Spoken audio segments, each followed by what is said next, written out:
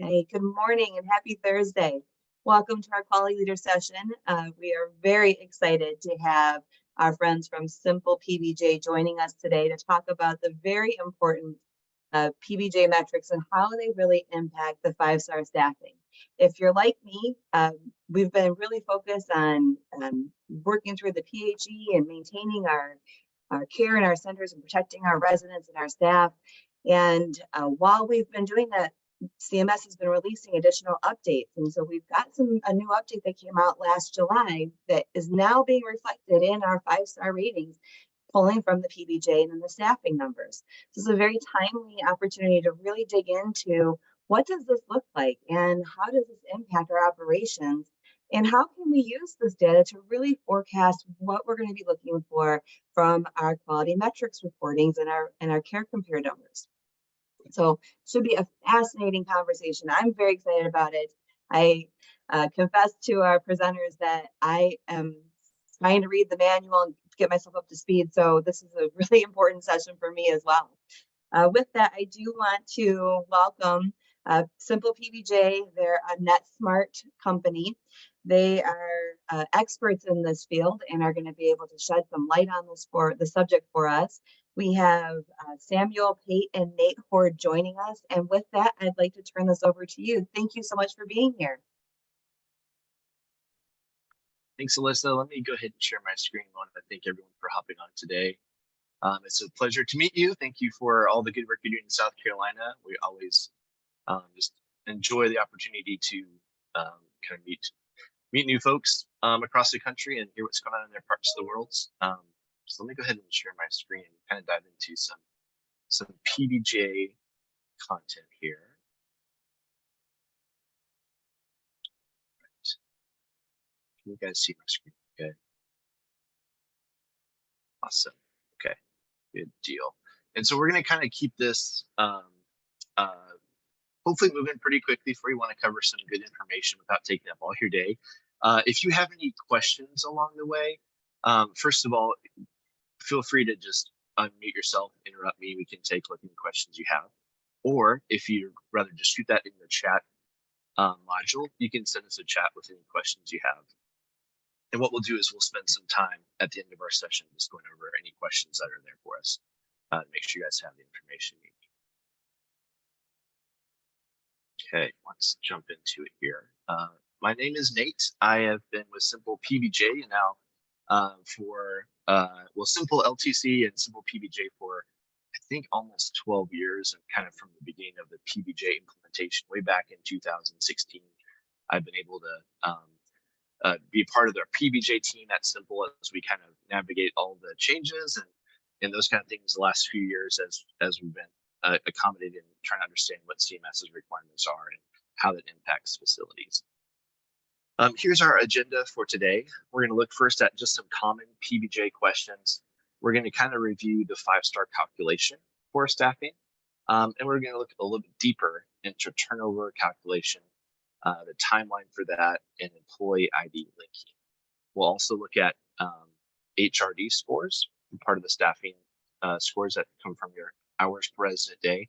And then we'll look at some general PBJ best practices and submission success. And then at the end, we'll do a live Q&A session. If you guys have any questions for us, we'll be happy to look at those at that point. So here are some common PBJ questions we are hearing from our customers. Across the country, we just moved to IKEY's format for MDS submission. For CASPER reporting and MDS transmission to CMS, that became moved over to a new system called IKEY's. And so the question we get sometimes is, when will PBJ move to IKEY's? And as of right now, CMS has not indicated a time frame for that or even a target for moving PBJ submission to IKEY's. That has not occurred quite yet. So no new news on that is good news. There's no scheduled transition to IKEY's for PBJ. Another common question we get from our customers about PBJ is, what is the CMS rule for accounting for meal breaks in our PBJ shifts? So CMS's general rule, and this is where that module, that manual that Alyssa talked about is kind of tricky to kind of look at and understand it, interpret it. But what they talk about in that manual is there is a required 30-minute meal break for every 8-hour shift or equivalent. So if your full-time staff work less than 8 hours a day, whatever that equivalent would be for that, for every full-time shift, 30-minute break is required to be removed from the amount of shifts taken or the hours reported for that shift to CMS. And then for double shifts, 60 minutes should be. Now, the key is that it has to be reported this way, even if they didn't observe a meal break. We know the reality of nursing facilities is sometimes those meal breaks are a luxury and not always able to be taken. However, for PBJ, they do require to take that out, even if it was worked through. If your nurses work through their meal break, we still have to take that meal break out of the reported hours for CMS.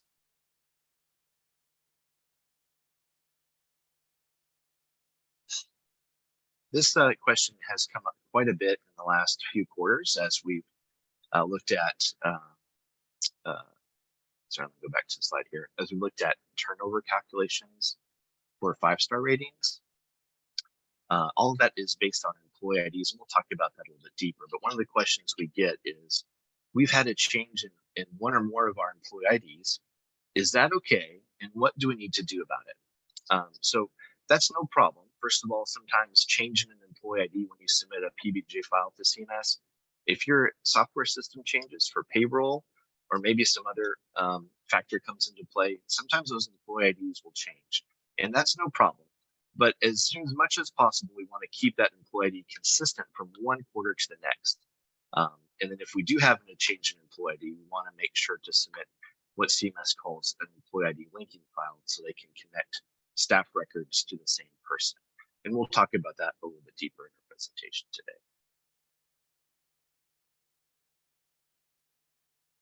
Our last common question we've been getting is it a problem if a staff member works more than 80 hours a single week? What does that look like? Is that a problem for what CMS is looking for? The main answer here is that we want to make sure it's accurate. If you're submitting more than 80 hours in a week for a single person, that can actually flag for CMS to investigate with an audit your facility. And you want to make sure that those 80 hours were actually worked and paid for that individual. And obviously, coming out of a public health emergency, there were many times where 80 hours was a small number that was worked for some staff members during that time period. But if you have a staff member that works more than 80 hours, just be aware that CMS will be able to see that, hey, they have a high volume of hours for this week. Maybe we need to make sure all of their shifts are accurate and they come do an audit for you.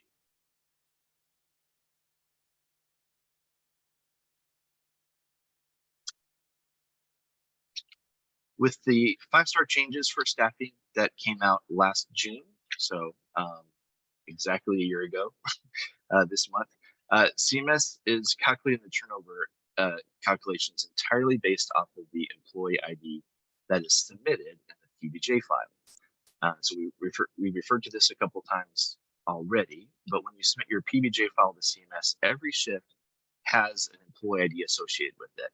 And what CMS is doing is they're calculating and they're tracking every employee ID. They're calculating their shifts, their time worked, and they're tracking it over time. So that employee ID becomes very important for turnover tracking because that's what CMS uses to assign every shift to a person. And that's their foundation for turnover calculations. So that's the foundation for it. They're using employee IDs and the shifts associated with those employee IDs to look at what they call the eligible staff, which is our second line here. Any staff member that works 120 hours or more over any 90-day period is eligible for turnover calculations. That puts them in the denominator category for turnover. That's what CMS's criteria is. Anyone who works less than 120 hours over any 90-day period and doesn't quite get that threshold of 120 hours, they're excluded from turnover calculations. But once you have a staff member reach that 120 hours and go beyond that over any 90-day period, then they will be they'll be included in calculations for turnover. Okay, and how does the numerator get triggered or calculated? The turnover is triggered for the numerator category if that same person or an eligible staff member then works 60 consecutive days or has no worked hours has no work shifts for 60 consecutive days, that person becomes a turnover calculation there. Okay, so obviously with the turnover calculation, it is a fraction. It is a ratio calculation. You want to have a big denominator and a small numerator. You want to have a small percentage of your turnover calculation being out in there in the system. Another note to make here is that turnover calculation applies to all pay types. And this was kind of shocking when they released this information about a year ago, that it will apply to exempt, non-exempt, and contract staff. And so even if you have an agency staff who gets those 120 hours worked over a 90-day period, if they then go 60 days with no shifts recorded, they'll count as a turnover for CMS calculations. And our understanding is the idea, the spirit of the rule here is that CMS wants to enforce as much as possible that residents are seeing the same people over for those daily cares, for those direct care staff. They want to see the same individuals. They want people to understand them, to know their needs. But that's how CMS is covering for all salaried, all hourly staff, and all agency staff for turnover. And then as we kind of talked about before, if you guys have an employee ID that changes, CMS will see that as two separate individuals. So if you report a turnover, if you report employee ID 1 for a certain time period, and then you have a change in your employee ID and you report a second employee ID for that same person, CMS will treat that, or can treat that, as an actual turnover because they're seeing a gap in hours worked for this original employee ID.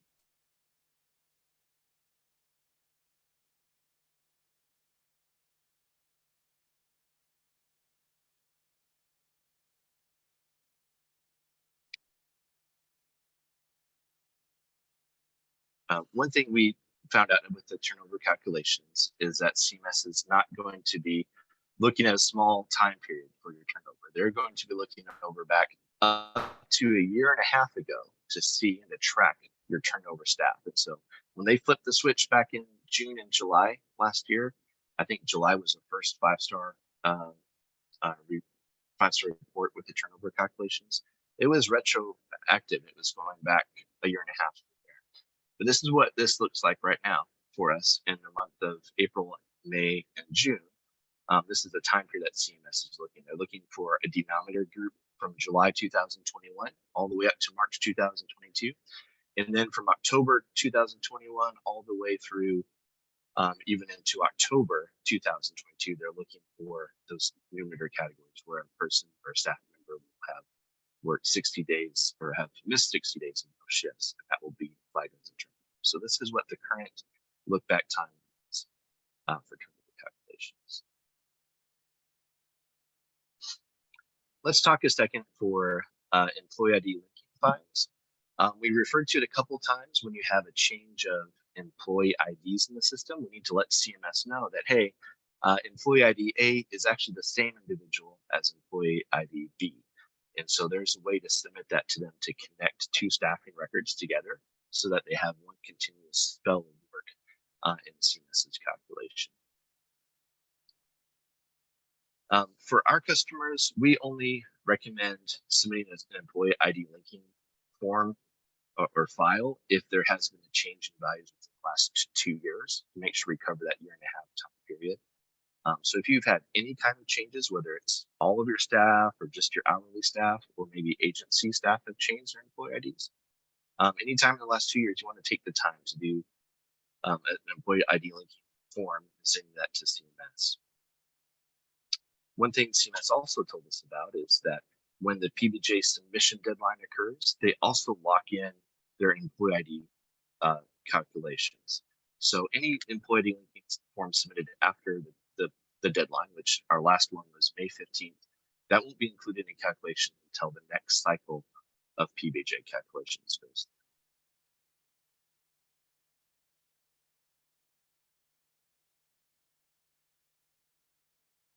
A few more notes here. We've just seen so many of our customers have to submit employee ID linking files, and there's some very specific workflows that CMS requires for that. For example, the first thing here is employee ID linking forms must be submitted for the current quarter. So right now we're in June 2022. That's going to be June 2023. That's going to be 2023 Q3. It needs to be marked for that to be able to be processed. But it applies historically to previous quarters too, going back over time. So you need to submit for a specific quarter, but it applies to all quarters prior to. For the file that's sent to CMS, it's going to have an old employee ID and a new employee ID. Both of those items need to already exist in CMS's database. So if you have a set of new employee IDs, the first thing you want to do is submit your new staff record, your new PBJ file with those new numbers first, and then come back and submit an employee ID linking file. If you don't do that first, CMS won't be able to link employee IDs unless they're already in their system.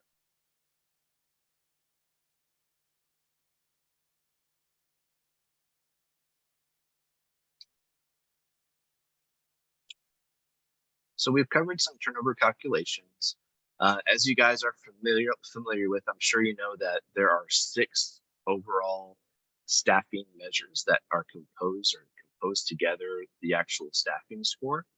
And so some of those are turnover calculations, but actually 66%, a little bit more than that, of those scores are coming from your hours per resident day measures.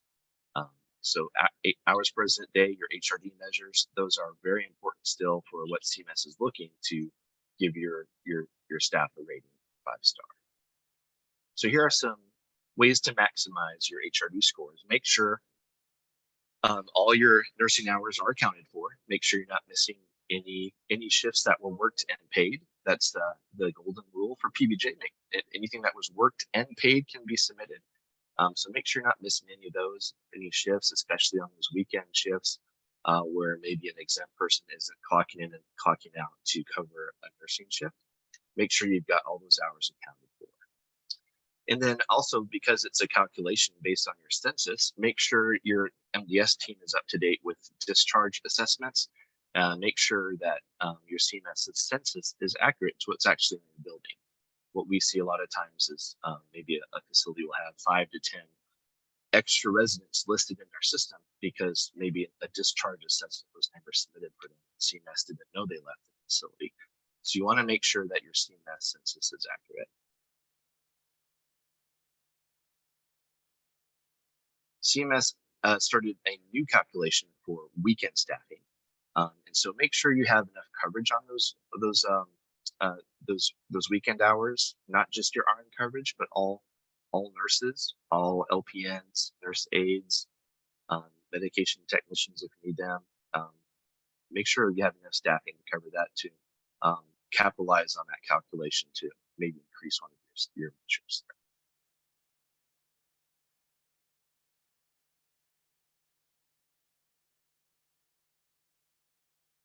So what does success look like for PBJ, especially when it comes to submission, sending your files to CMS? What is the best practice? What does success look like for PBJ submission? First, one of our top recommendations is make sure you get all your pieces put together as soon as possible. And this is our last deadline was May 15th. Make sure you have your deadline, your data put together well ahead of the next deadline. The next deadline, I believe, is coming up August 14th. As soon as you can get pieces put together from your payroll, your timekeeping, agency data, you can start submitting that to CMS well ahead of the deadline. Another advice we give is use every bit of automation tool available. But just remember that there's no substitute for manual validation, skillful review, knowing your data, knowing what your hours were worked, knowing how many residents you have in your facility, knowing what your nursing schedule was like, being kind of up to speed with what your turnover calculations are, those kind of things. There just is no substitute for that kind of review. And then if your facility went through a recent chow, make sure you're working together with the prior organization to make sure you have a plan to submit a comprehensive file, multiple files for that time period around the chow, so that you're not missing any gaps or any missing files or data from that time period.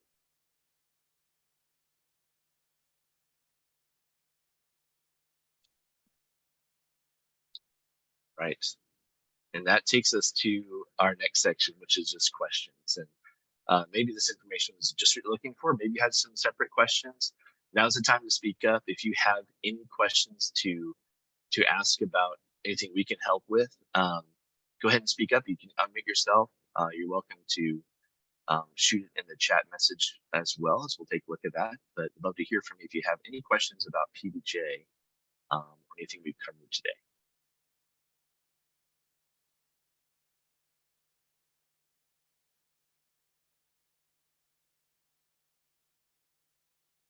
While we're giving people some time to unmute and to type in the chat box, Nate, thank you so much for this great information. I had a couple questions that was hoping you might be able to answer. So on the turnover slide, when we're talking about the turnover and looking at people that worked in 120 days, 120 hours, 90 days as the denominator, and the numerator people that haven't worked in 60 days. How does that work for people that are contingent or PRN or off an FMLA? How do we capture those people? Very, very good question. And, those questions were asked to CMS when they kind of released the information. CMS said, we've taken that into account. Yeah, what if we have someone go on FMLA or long-term disability, or they're deployed, or maternity leave? What happens for those cases? And they said, you know what, we're still going to stick with those 60 days as a really solid chunk of time. We're not going to adjust that for any kind of reason. So if you have a person that has extended leave, you need to be aware of that a little bit, just to know that what's included with your calculations. And I guess CMS's answer is, we're still concerned about the care of the resident. They have someone they know and trust, and they're absent from the facility for 2 months. Then we need to look at that as being actual turnover, regardless of the reason for that. And then for your PRN folks, a lot of times they may not meet the criteria. They may not get that threshold. Remember, they have to have 120 hours worked over any 90-day period to become eligible for this turnover. A lot of times they won't get that threshold, but if they do, that's something you want to have visibility to. You want to be able to know, okay, this person has now become a potential turnover mark for our facility, whether fair or not, because this person's PRN. You want to make sure they have, if possible, some shifts every 30 days at the least, maybe, or maybe at the most, to make sure they have those 60 days covered. We're not go 60 days without a shift covered, because that would be a turnover metric person has to show. That wouldn't necessarily be accurate because it's a PRN person, but that's how the data would look. That's something to keep an eye on too. So having visibility to that is really critical. Having a way to see that data and see which staff members are working and who's eligible for turnover, that's pretty important as we move to this turnover era for calculations. So interesting. And remind me if I'm on the right path with this. And feel free, anybody, if you have additional questions, feel free to unmute yourself, raise your hand, or type in the box, because I'll keep talking to Nate all day long. So it's all the time. You have an opportunity. But correct me if I'm wrong, the PBJ, the data then goes into the staffing calculations. But for Care Compare, and that's how we get our 5-star rating for staffing, but that's then a comparative based on what's happening with all the other facilities, right? Right. So each of the 6 measures are rated on a decile system. And so I guess 5 of the 6 are. The only one that's not rated that way is the administrator turnover calculation. That one is just a straight calculation based on how many administrators have left your facility in the last 12 months. Okay. But the other ones, they're going to compare your HRD measure, your like total nursing HRD, compare that to the rest of the country, and they're going to tell you where you fall in that mark. And that's an adjusted mark that they give you. Your adjusted HRD is based on your census, it's based on your acuity, it's based on the shifts that you report. But based on that number, they're going to tell you kind of where you fall in the decile system of the whole nation, and that's the points you get for that measure. So that's how it's compared to other providers across the country. So sometimes it's tricky to get to that very top of the scoreboard, but it's possible to increase your scores slowly and gradually over time to do that. So it really does give us a pretty fair shake then as the industry. We're all kind of struggling in different in this Right. staffing area. Yeah, exactly. Yeah, Okay. exactly. So like for example, let's say your facility had 55% nursing turnover, 55% nursing turnover. That number sounds pretty big and pretty terrible for turnover. But what we're seeing is it's actually kind of around the average, somewhere around 40 to 60% is kind of the average turnover in nursing facilities for some of these nursing measures. And some of that is inflated due to the way that they're calculating it based on those employee IDs that we talked about. Um, but the good news is they're not going to say, hey, you have 50% nursing turnover, here's a terrible score. They're going to compare you again to everyone. And that's where there's a little bit of a grade curve, I guess, for turnover calculations because everyone across the country is struggling with that, especially nursing.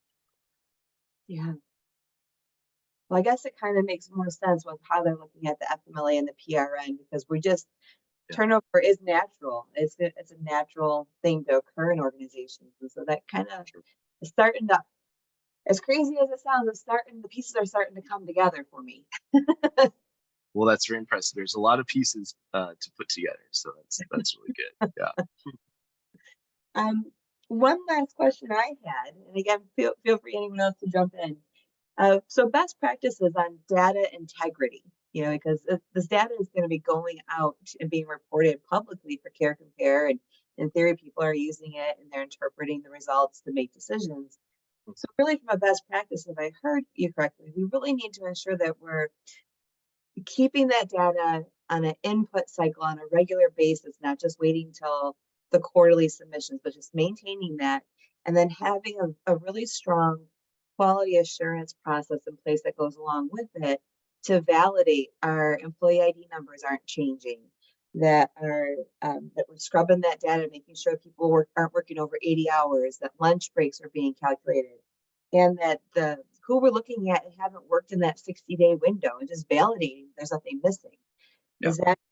Is there anything else that you would recommend that we really incorporate into the quality assurance process just in that validation?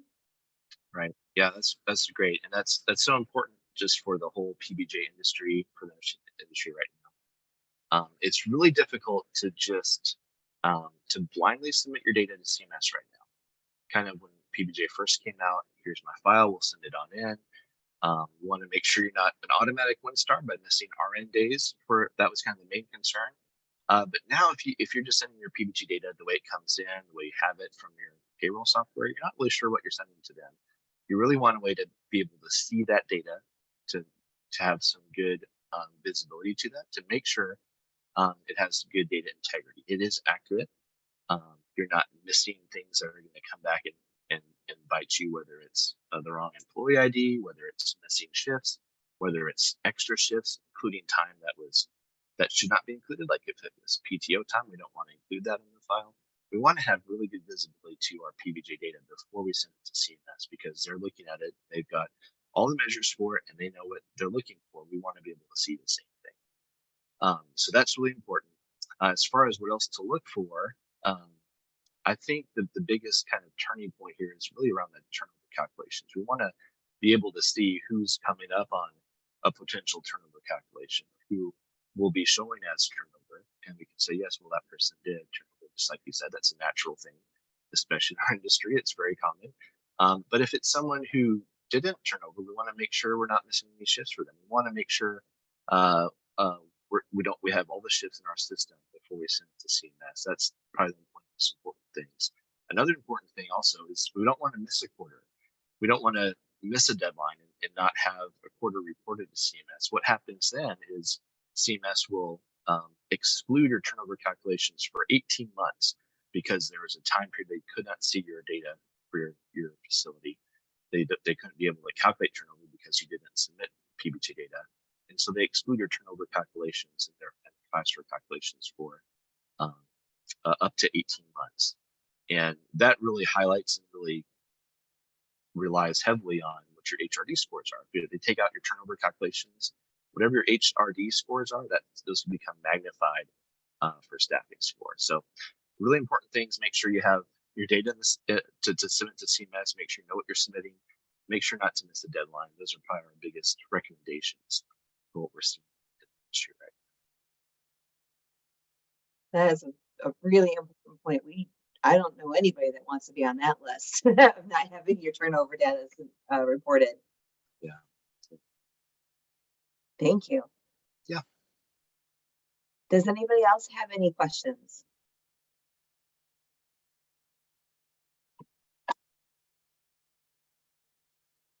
Okay, well, not seeing any. Nate and Sam, thank you so much for your time today.